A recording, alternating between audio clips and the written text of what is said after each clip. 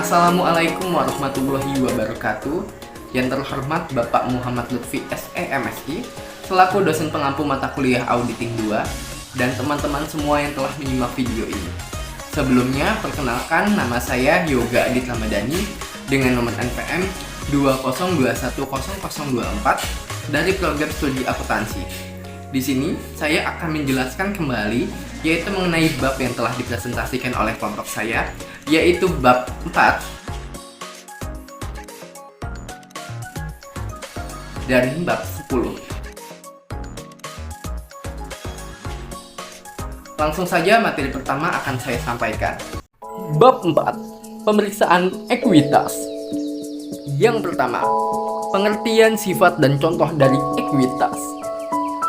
Dalam buku Sukrisno Agus yang berjudul Auditing, petunjuk praktis pemeriksaan akuntan oleh akuntan publik buku 1 edisi 5. Dari segi perusahaan, modal merupakan kewajiban perusahaan kepada pemilik perusahaan. Sedangkan dari segi pemilik perusahaan, modal adalah bagian hak pemilik atas kekayaan bersih perusahaan. Dalam suatu perusahaan perorangan, modal terdiri atas modal pemilik tunggal, laba yang diperoleh dalam suatu periode, dan tambahan setoran modal akan menambah saldo modal, kerugian yang diderita dalam suatu periode, dan pengambilan prive akan mengurangi saldo modal. Dalam suatu firma, modal terdiri atas modal lebih dari satu partner. Modal masing-masing partner akan bertambah dengan adanya pembagian laba atau tambahan setoran modal dan akan berkurang dengan adanya pembagian kerugian atau pengambilan prive. Menurut PSAK IAI 2015 nomor 9,12, ekuitas adalah hak residual atas aset perusahaan setelah dikurangi semua liabilitas. Jumlah ekuitas yang ditampilkan dalam laporan posisi keuangan atau neraca bergantung pada pengukuran aset dan liabilitas. Menurut SAK Etap IAI 2009 nomor 103, ekuitas sebagai bagian hak pemilik dalam entitas harus dilaporkan sedemikian rupa, sehingga memberikan informasi mengenai sumbernya secara jelas dan disajikan sesuai dengan peraturan perundang-undangan dan akta pendirian yang berlaku. Perseroan terbatas atau PT. Dalam buku Sukrisno Agus yang berjudul Auditing, petunjuk praktis pemeriksaan akuntan oleh akuntan publik, buku 1 edisi 5, modal perseroan terbatas terdiri atas saham. Tanggung jawab persero terbatas pada jumlah modal saham yang disetor pada perusahaan terbatas yang telah disahkan oleh Menteri Kehakiman dan Hak Asasi Manusia. Dalam badan hukum yang berbentuk perseroan terbatas atau PT, permodalannya terdiri atas berikut. Yang pertama, modal menurut akta pendirian yang telah disahkan Menteri Kehakiman, yaitu A. Modal dasar, B. Modal ditempatkan, C. Modal disetor. Yang kedua, treasury stock, yaitu saham perusahaan yang sudah beredar lalu dibeli kembali oleh perusahaan. Yang ketiga, premium atau diskon dari penjualan saham baik saham biasa maupun saham preference. Yang keempat, selisih kurs atas modal disetor. Yang kelima, selisih penilaian kembali aset tetap untuk perusahaan yang melakukan revaluasi aset tetap berdasarkan peraturan pemerintah. Dan yang keenam, saldo laba atau sisa laba tahun lalu atau sisa rugi tahun lalu. Ada beberapa hal yang harus diperhatikan mengenai pemeriksaan ekuitas, yaitu diantaranya sebagai berikut. Yang pertama, jika akta pendirian suatu PT belum mendapat pengesahan dari Menteri Hukum dan HAM menurut Undang-Undang Perseroan Terbatas yang baru nomor 1 tahun 1995 yang mulai berlaku tanggal 7 Maret 1906, transaksi hukum perusahaan perjanjian yang telah dibuat perusahaan belum dianggap sah. Yang kedua, modal disetor dan modal ditempatkan tidak dapat melebihi modal dasar. Yang ketiga, modal yang tercantum di laporan posisi keuangan atau neraca adalah modal disetor. Yang keempat, tujuan pembelian kembali saham atau treasury stock adalah meningkatkan harga saham perusahaan dan untuk dibagikan sebagai saham bonus kepada para manajer dan pegawai perusahaan. Yang kelima, memperhatikan akumulasi kerugian suatu perusahaan mencapai 50% dan 75% dari modal disetor. Lalu yang keenam, menurut SAK, aset tetap harus dicatat atau disajikan dalam laporan posisi keuangan atau neraca berdasarkan harga perolehannya. Namun, demikian jika ada peraturan pemerintah yang memperbolehkannya, perusahaan dapat melakukan revaluasi aset tetap. Yang ketujuh, adjustment ke retained earnings atau defisit hanya diperbolehkan jika menyangkut laba rugi tahun lalu yang jumlahnya material atau besar atau menyangkut pembayaran pajak yang berasal dari STP atau surat tagihan pajak atau SKP, surat ketetapan pajak, walaupun jumlahnya kecil. 8. Setoran saham dalam bentuk barang atau inbreng harus menggunakan nilai wajar aset dan bukan kas yang diserahkan ataupun disetor. 9. Modal waktu yang dibutuhkan dalam pemeriksaan permodalan biasanya itu tidak banyak. Lalu, apa sih tujuan dari pemeriksaan ekuitas itu? Tujuan pemeriksaan ekuitas adalah sebagai berikut. Yang pertama, untuk memeriksa apakah terdapat internal kontrol yang baik atas ekuitas, termasuk internal kontrol atas transaksi jual beli saham, pembayaran dividen, dan sertifikat saham. Yang kedua, untuk memeriksa apakah struktur permodalan yang tercantum di laporan posisi keuangan itu sudah sesuai dengan apa yang tercantum di akta pendirian perusahaan. Yang ketiga, untuk memeriksa apakah izin-izin yang diperlukan dari pemerintah yang menyangkut ekuitas, misalkan dari Kemenkumham, BKPM, BKPMD, dan lain sebagainya, itu telah dimiliki oleh perusahaan. Yang keempat, untuk memeriksa apakah perubahan terhadap ekuitas telah mendapat otorisasi baik dari pejabat perusahaan yang berwenang, seperti direksi atau dewan komisaris, rapat pemegang saham, maupun dari instansi pemerintah.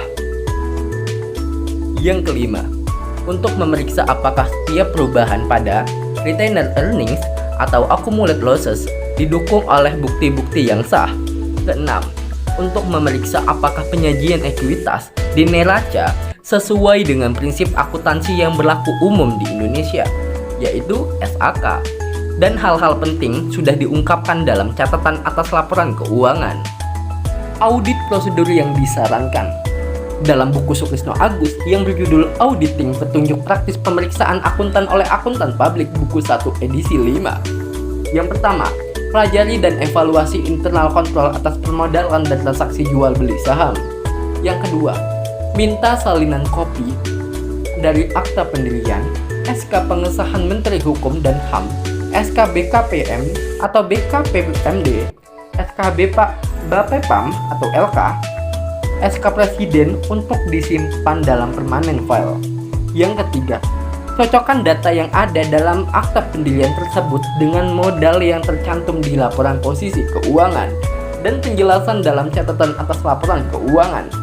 Yang keempat, untuk pemeriksaan yang baru didirikan dan perusahaan yang mempunyai tambahan setoran modal dalam periode yang diperiksa, periksalah bukti setoran dan bukti pembukuan lainnya serta otorisasi dari pejabat perusahaan yang berwenang dan instansi pemerintah.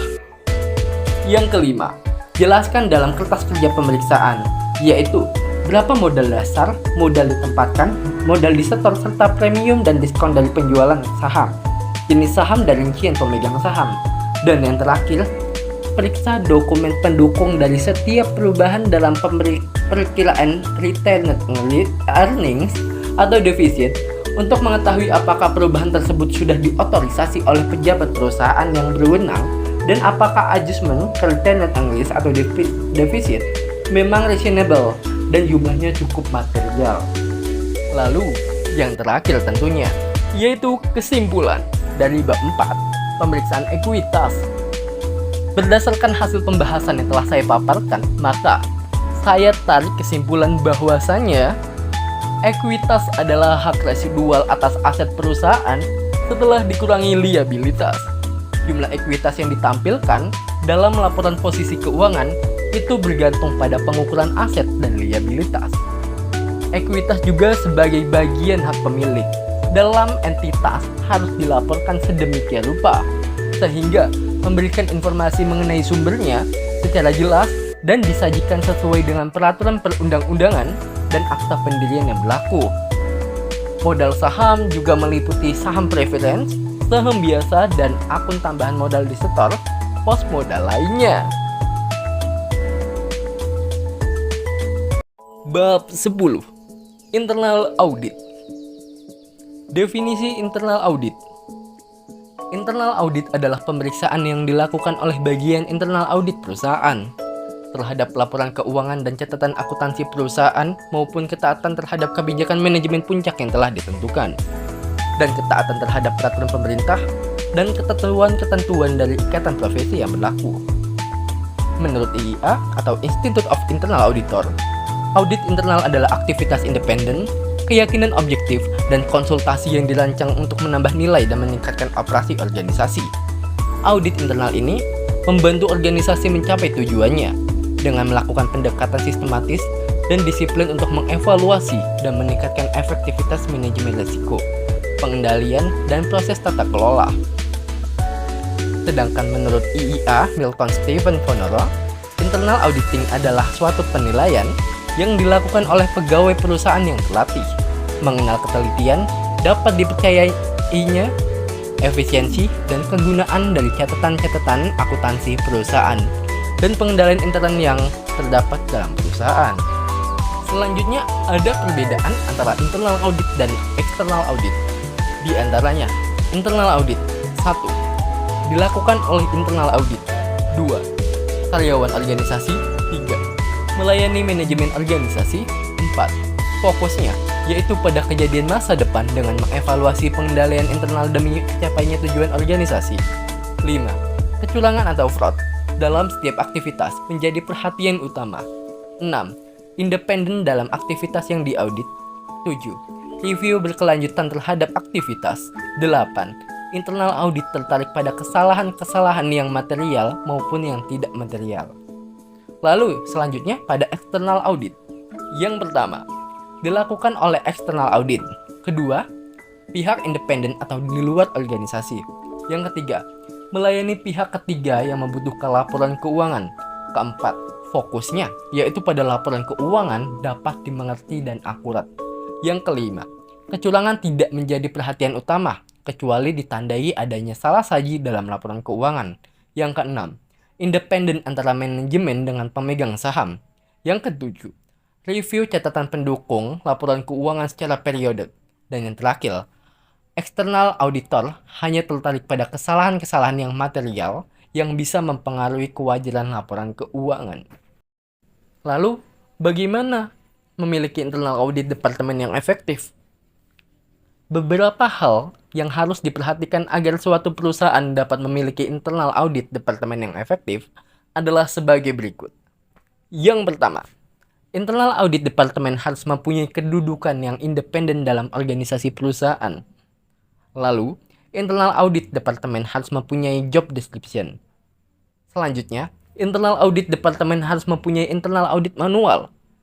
Lalu harus ada dukungan yang kuat dari TOP manajemen kepada internal audit departemen. Lalu internal audit juga harus memiliki orang-orang yang profesional, capable, bisa bersikap objektif, dan mempunyai integritas serta loyalitas yang tinggi. Selanjutnya, internal audit harus bisa bekerja sama dengan akuntan publik. Dan yang terakhir, internal audit departemen harus memiliki internal audit karakter. Selanjutnya, terdapat pengertian error, conclusion, dan fraud. Error di sini dibagi menjadi dua jenis. Yang pertama, ada intentional error, dan yang kedua ada unintentional error. Mari kita bahas intentional error. Intentional error adalah kesalahan yang disengaja dengan tujuan untuk menguntungkan diri sendiri dalam bentuk window dressing, yaitu merekayasa laporan keuangan supaya terlihat lebih baik agar lebih mudah mendapat kredit dari bank. Lalu yang kedua, ada unintentional error, yaitu adalah kesalahan yang terjadi secara tidak sengaja, yaitu kesalahannya manusiawi. Misalnya, salah menjumlah ataupun penerapan standar akuntansi yang salah karena ketidaktahuan. Lalu juga ada pengertian collusion. Apa sih collusion itu? Collusion merupakan bentuk kecurangan yang sulit dideteksi. Walaupun pengendalian intern perusahaan cukup baik, salah satu cara pencegahan yang banyak digunakan adalah dilarangnya pegawai yang mempunyai hubungan keluarga, entah itu suami, istri, adik, ataupun kakak, untuk bekerja di perusahaan yang sama. Lalu juga ada namanya fraud. Apa itu fraud? Fraud adalah kecurangan yang dilakukan oleh lebih dari satu orang dengan cara bekerja sama dengan tujuan untuk menguntungkan orang-orang tersebut. Biasanya, itu merugikan perusahaan ataupun pihak ketiga. Berikut ini, terdapat hal yang menarik mengenai temuan pemeriksaan atau audit findings dan laporan internal audit. Sebagai hasil dari pekerjaannya, internal audit harus membuat laporan kepada manajemen. Laporan tersebut merupakan suatu alat dan kesempatan bagi internal auditor untuk menarik perhatian manajemen dan membuka mata manajemen mengenai manfaat dari internal audit departemen. Apa saja yang sudah dan dapat dikerjakan oleh internal audit departemen? Hal penting apa saja yang terjadi di perusahaan dan memerlukan perhatian dan tindakan perbaikan dari manajemen. Untuk itu, internal audit departemen harus menyampaikan laporan yang mengandung: pertama, objektif. Kedua, clear atau jelas. Yang ketiga, konsis atau singkat tapi padat. Yang keempat, konstruktif atau membangun. Dan yang kelima adalah timely ataupun cepat waktu. Dan yang terakhir, yaitu kesimpulan dari bab 10. Berdasarkan hasil pembahasan yang telah saya sampaikan, maka saya tarik kesimpulan bahwa internal audit adalah pemeriksaan yang dilakukan oleh bagian internal audit perusahaan terhadap laporan keuangan, dana catatan akuntansi, perusahaan, maupun ketaatan terhadap kebijakan manajemen puncak yang telah ditentukan, dan ketaatan terhadap peraturan pemerintah dan ketentuan-ketentuan dari ikatan profesi yang berlaku. Adapun terdapat beberapa perbedaan antara internal audit dan eksternal audit. Salah satunya adalah pada bagian laporan internal audit tidak berisi opini mengenai kewajaran laporan keuangan, tetapi berupa temuan pemeriksaan atau audit findings mengenai penyimpangan dan kecurangan yang ditemukan pada kelemahan pengendalian intern dan beserta saran-saran perbaikannya. Baiklah, demikian penjelasan singkat yang bisa saya sampaikan. Saya minta maaf apabila ada kesalahan kata ataupun perkataan yang dirasa kurang jelas. Kepada audiens yang mohon ampun. Akhir kata saya ucapkan terima kasih. Wabillahi taufiq wal hidayah. Wassalamualaikum warahmatullahi wabarakatuh.